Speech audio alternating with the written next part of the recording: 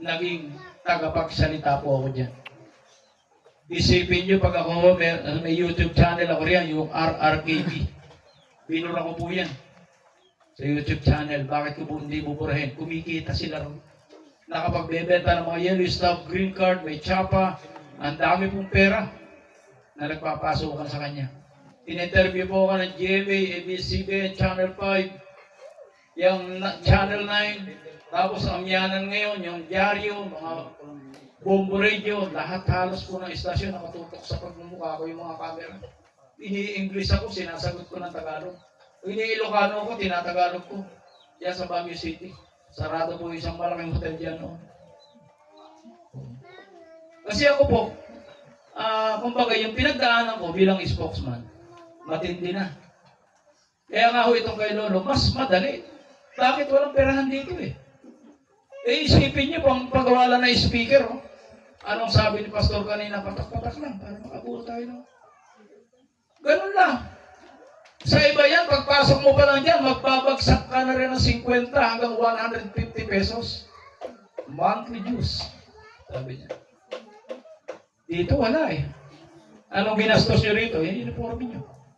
Yung ID nyo, pinakikinabangan nga yan eh. Bakit to? Si Sister Marco, nagpunta ng Malaysia. Pagdating ng airport, hinanapan ng ID, yun ang naiabot. Anong sabi sa kanya? Ma'am, paano ka nakapasok dito? So, ibig sabihin, kinikilala yan. Mga ID natin. Tapos, gagamitin natin sa kalukuhan. Why?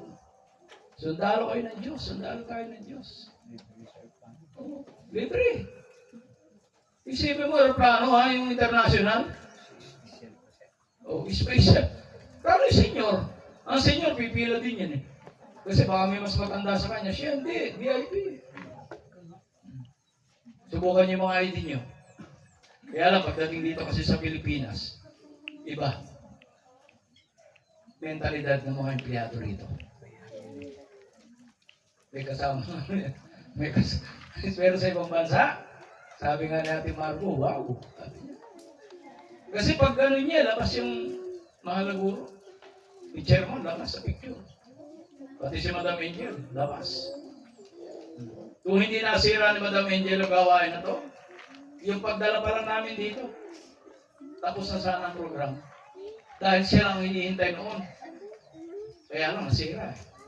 Sabi ni Lolo, nakakainis kasi yung kaputol na yan eh. Kaya si Lolo, mainit ang ulo sa mga kaputol eh. Bakit? Marami na didisgrasya sa kaputol. Alam niyo kaputol? Ha? Alam nga, di ba? Kaya ako, alam niyo ako, inulit ko lang, ayoko mag-asawa. Kasi pag may asawa ka, kontra yan eh. Oo, hindi ako nag-asawa. Hanggang ngayon? Wala. Kumokontra kayo. Oo, tingnan niyo yung bahay, oh. Meron ba akong nakasama dyan? Oo, kahit saan ako magpunta, meron ba? Hirap eh. Kasi yung gagawin mo, kukontrahin niya. Sabi, oh pa, mali yan. Oh mahal, mali yan. Sweetheart, mali yan. Bakit? Gusto nila sila masunod eh. O lahat po ng bagay, huwag masakta yung mga kababaihan. Mula ang umpisa, babae ang sumira sa isyo. Sana ngayong panahon natin na to, huwag na. Kasi ang mga babae, dapat pasakop yan sa mga lalaki. Huwag kayong manguna. Kasi pagdating ang oras na lapat ito, at yung ugali niyo ganyan pa rin, ang mga babae maraming parusa yan. Kaya nga, yun ang pinaka-importante yung mabago. Ngayon, gaya ni sister, byuda, kung may naligaw sa'yo mo yan, tanggapin mo agad. Kasi pagdating ng oras, wala ka na mapili lalaki. Kasi mas marami yung babae. Oh, para layasin ang foreigner eh. Kaya pag may naligaw doon sa mga byuda, tanggap. Kahit anong itsura niyan, maubusan ka eh. Pero kami mga lalaki, pwede kami sa foreigner eh. O paano kayo? Pakipot ka nun ha. Pansin pa ba? Dito ako sa Afrika. Totoo po yan. Yung mga i-assign, halimbawa ni Malaguro sa ibang bansa. Kasi pati doon mga siwa po eh. Kaya sabi nga niya, kulang ang trabador ng mga Pinoy. Yung mga siwa, kulang. Kasi tayo magiging boss, bawat isa sa atin. Ang tauhan natin, foreigner. Kaya lang, foreigner, limitado yan. Kasi alipin eh. Limitado, parang ginawa nila sa atin. Kaya lang tayo, hindi tayo magmimulas dyan. Halimbawa, meron kang katulong, babae. Hindi mo pwedeng ipaglasaan, titigan, ng kahit pag nagsumbong yan, may parusa yan eh. O, alam ko kasi yung batas niya na pagiging kaharian ng bansang ito. Meron akong libro niyan. Hindi pwede yun na pag nanasaan niyo ang inyong katulong. Ituturing niya na foreigner. Hindi tayo papares sa ibang bansa na gaya ng Saudi, re-rapin yung babae, tatagtarin, ilalagay sa kahon. Hindi pwede yun. Dahil tayo, mga lingkod tayo ng Diyos. Dito walang sekta rito. Kahit anong relihiyon mo, wala yan. Kasi ang mga relihiyon, pupuntuhan din yan eh. Bibigyan din yan para sila matutong tumawag sa Panginoon Diyos hanggang unti-unti yan maging isang pananampalataya o yung tunay na doktrina. Ganun po yan. Kasi kung titingnan natin, lahat ng relihiyon ligtas. Pagdating ng oras ay ka. Ilan ang Bible? Isa. Ilan ang Diyos? Ang dami. Lahat sila ligtas eh. Pero ang aral nila, kakaiwa-hiwalay. Iba-iba. Yan ang mga Katolik, yung mga Katoliko, huwag masaktan. Nakalagay na nga sa Biblia, bawal sambahin ang mga rebulto na gawa sa kawit sa semento. Pero niluluhuran niya. Inahaplos-haplos pa gano'n yan. Tapos, diba? Dito pa. Kaya sila, pagdating ng oras, yan ang nag-alipin sa atin. Nandalan tayo ng aral ng Katolisismo. Kaya nga, siyempre, ako rin, hindi ko rin naman alam yan. Sama din ako dyan. Yan ako nagmula eh. Kaya ang hirap po. Naligaw tayo sa pananampalataya. Ngayon dito, inulit ko, hindi ito sekta. Kaya nga ni Ka Henry, yung ating sumusuporta sa finance ngayon para magkaroon tayo ng pondo. INC, siyempre, sumasamba ng Linggo, Huwebes, o Miyerkules o Sabado. Pero ang aral naman dyan ay halos itong ginagawa natin. Isa kasi ang Capelix, dating Sabadista yan. Diyan galing yan si Capelix, yung subo. Hanggang sa nag-ano sa INC. Ganun yan. Ating mahal na guro na bautismo din yan. Kaya pagdating ng oras, lahat yan may pondo. Bawat barangay kasi magkakaroon ng kanya-kanyang sariling kapilya o simbahan.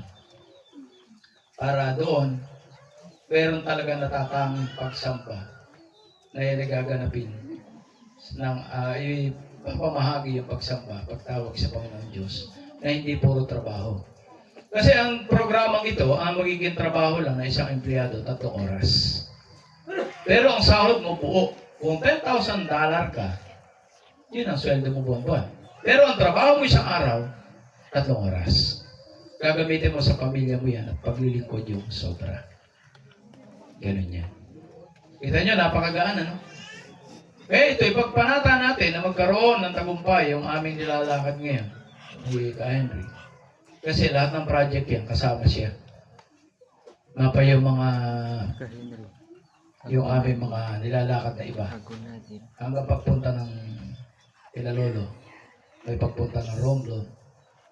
Para sa ganun, makuha na natin lahat ng kailangan. At pagka ito ay natapos na, kasi ang hinihingi lang naman sa kanya, susi. At saka ang queen. Kailangan din ng queen. Pero sabi ko sa kanya, kung 7 years yan, kailangan ng grupo guminhawa. Kaya ito yung pinagsisikapan natin ngayon.